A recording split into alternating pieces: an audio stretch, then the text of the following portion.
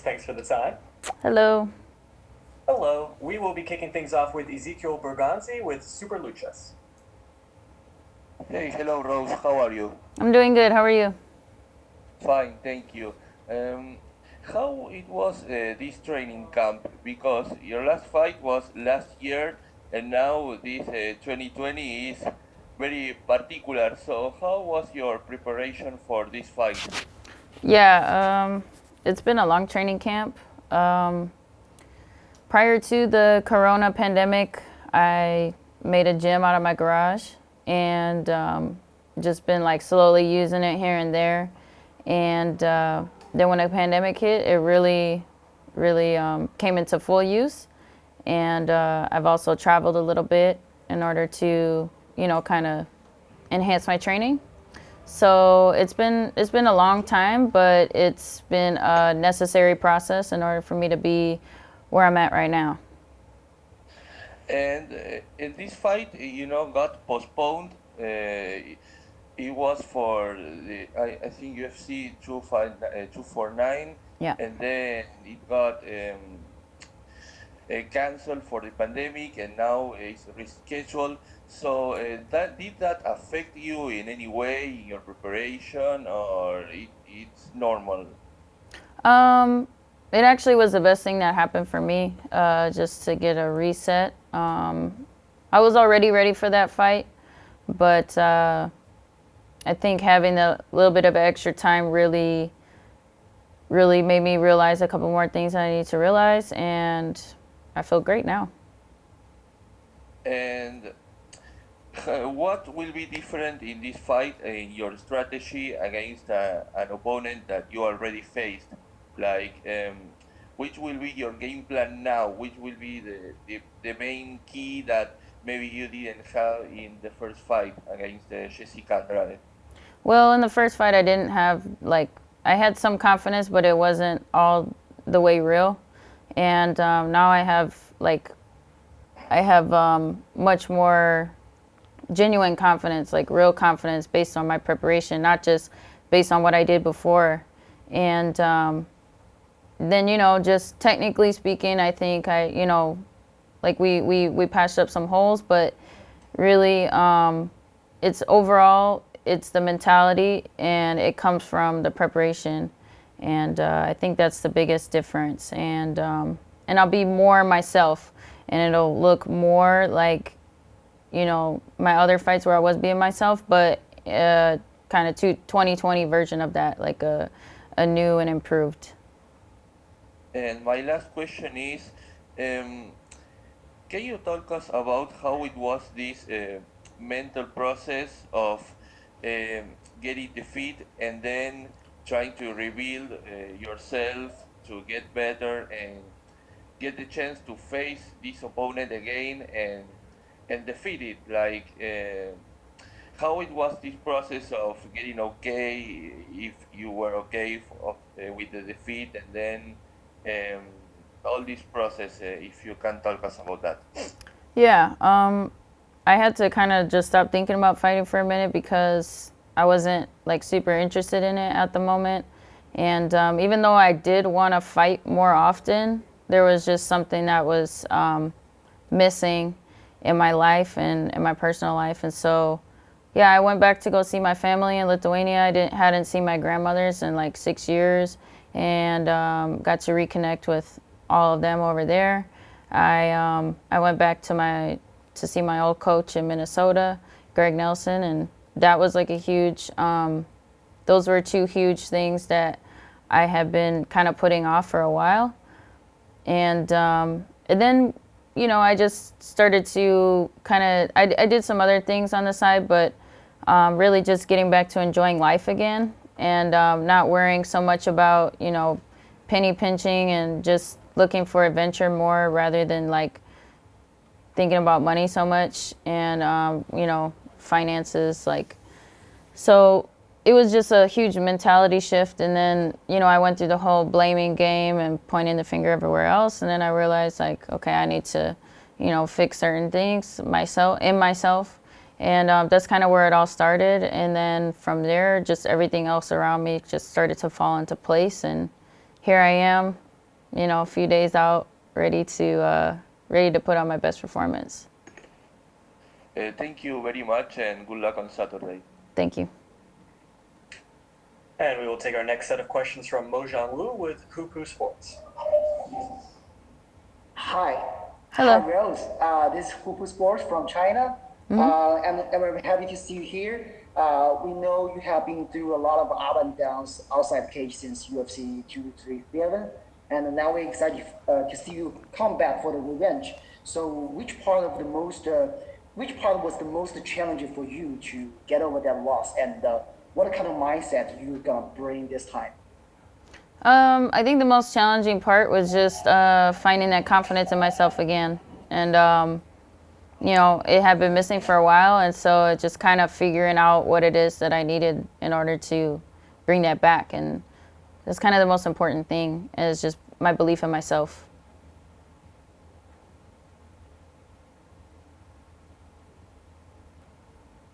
Last year, and Wait, I think your mic cut off. What was that? Okay, I remember you said you don't think that John Lee vs. Joanna is the best fight of the year. As a Greek fight should have both techniques and movements that not rather than having too much damage on each other, right? And but many Chinese fans think that the meaning of this fight has already surpassed the fight itself. Since John Lee had been through many difficulties before entering that fight, plus showed the spirit and got a victory. So what do you think of these comments? Would you have a second opinion after you hearing all these comments? I don't. I mean, I know that was meaning a lot to the Chinese people. I guess that's like huge. I didn't like that's something that I didn't really think about. For me, there's so much meaning to a lot of like other fights that from my perspective, it's just a different opinion. So yeah, that's pretty much it. So and also I have a last question. It maybe sounds a little bit silly, because many Chinese fans started to notice you when you were storing a long hair, but now you change your style. Even though I think now it's more fun, it's even cooler. So some guys asking me whether you have interest to restore that long hair style. You have that kind of intention to do so? Which style? The long hair style, because that's the style when Chinese fans started to notice you. So they have a strong impression when you have a long hair. So will you someday go back to that kind of hairstyle? Probably when I'm done fighting, but yeah, it's a little bit of a challenge to and I mean I think I pull it off pretty well. I mean if it was different if I probably had like a lumpy head or something. Okay. I have a last question. So Zhang Li told me recently that her next intended opponent is you, and she highly credited your fighting abilities in many ways. So is that possible for you two to eventually fight in the cage with or without belt? Do you think Zhang Li will maintain the title until you fight against her? Yeah, I would think so. I mean, yeah, I don't see for her to fight anybody else until then. So, I mean, anything can happen, but that's what I see happening. So even if without belt, you would like to fight with her? Oh, absolutely. I think she's proven herself as a champion, and she's. I always said that anybody that can beat Joanna is worthy of the belt, and is somebody that I want to fight. So good luck on Saturday. Thank you. Thank you. And we will take our next set of questions from Damon Martin with MMA Fighting.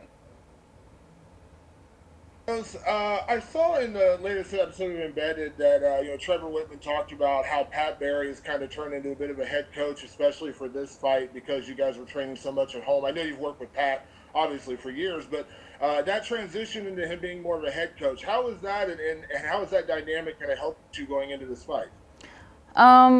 I think it's going to help for this fight because his style, I think his styles, Trevor and Pat's style really complement each other very well. And like I've been working a lot with Trevor over the years to where now it's time to balance that out a little bit more, and we really focus on the footwork and the boxing side of things, and because that's like what Trevor's like specialty is. Even though he is a well-rounded MMA coach, his boxing for MMA is unmatched. And so that's something that we've really tapped into, especially fighting somebody like, my past fights with Joanna and just like leading up to that.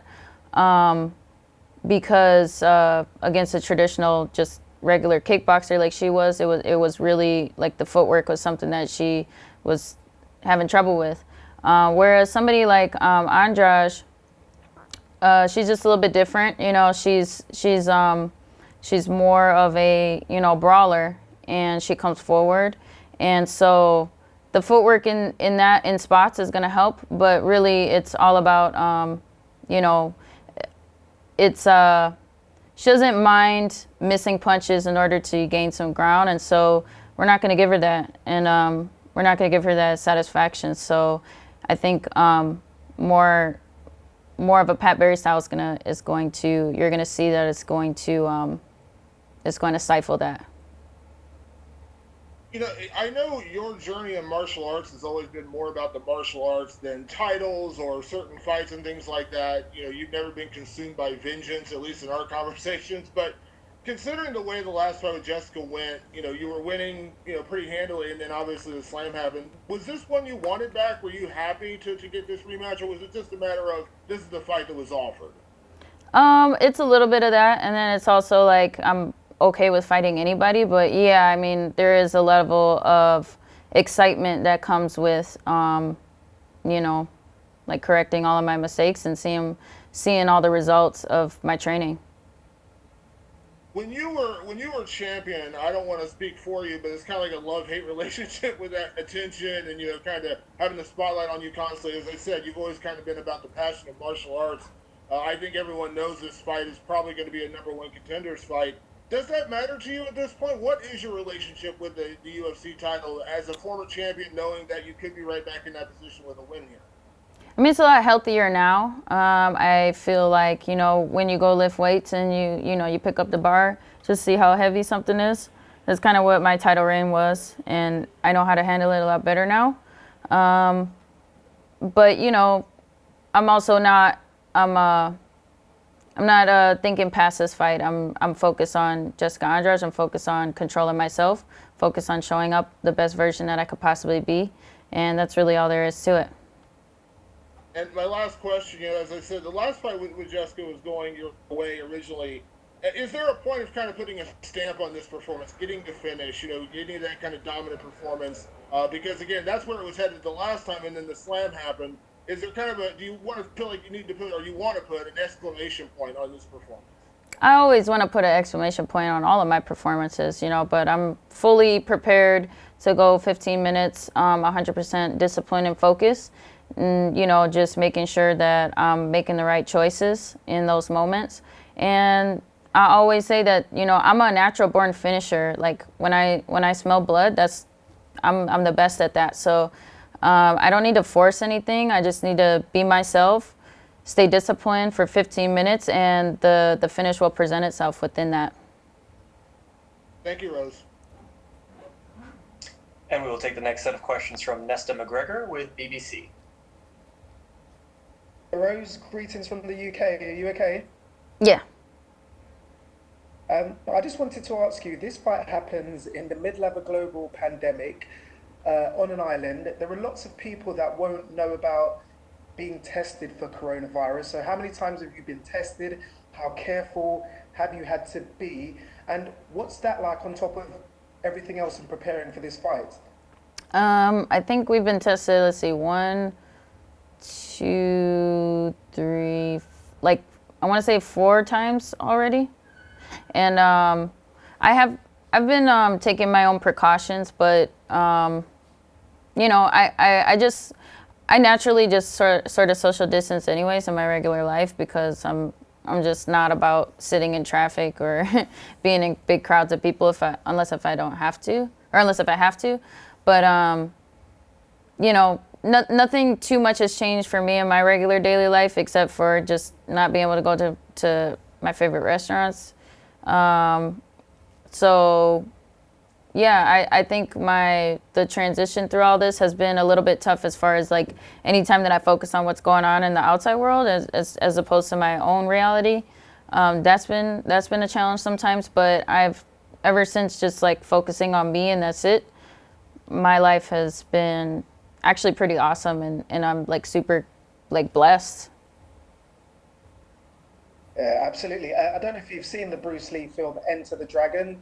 Does this feel a little bit like that? And are you Bruce Lee in this scenario? Are you going to come out victorious? It's definitely a little different. You know, there's certain things like there's definitely a lot of you know, like just weird little things coming here. It's like a ghost town here, and it's not, doesn't really quite feel like an island. But yeah, we've just been in the hotel room, so it's just been a cool like. But so far, it's been a really cool, peaceful fight week. Just, you know, waking up like super early in the morning, and then like, you know, or I shouldn't say waking up super early in the morning, but like being at the like nighttime schedule has been like super peaceful because it's been really, really quiet, and I'm just ready to go.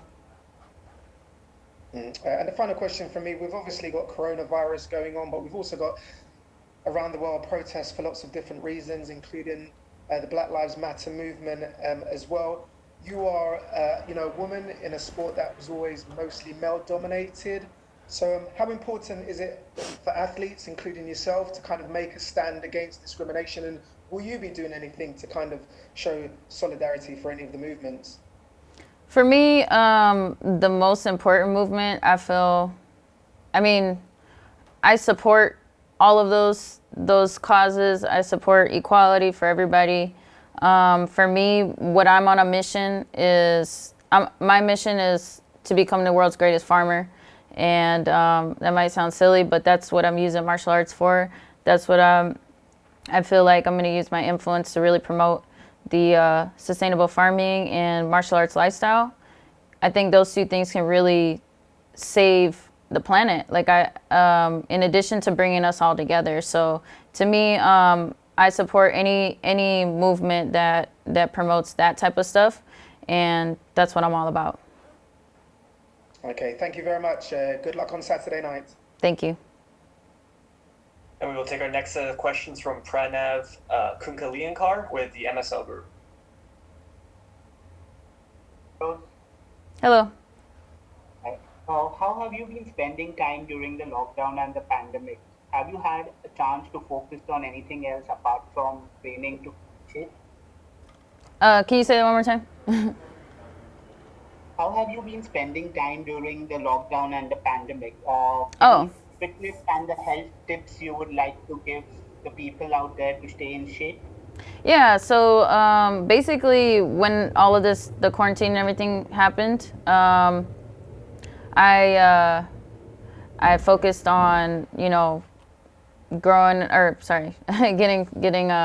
more into my garden, and then also training. And those two things really give me a balance in my life.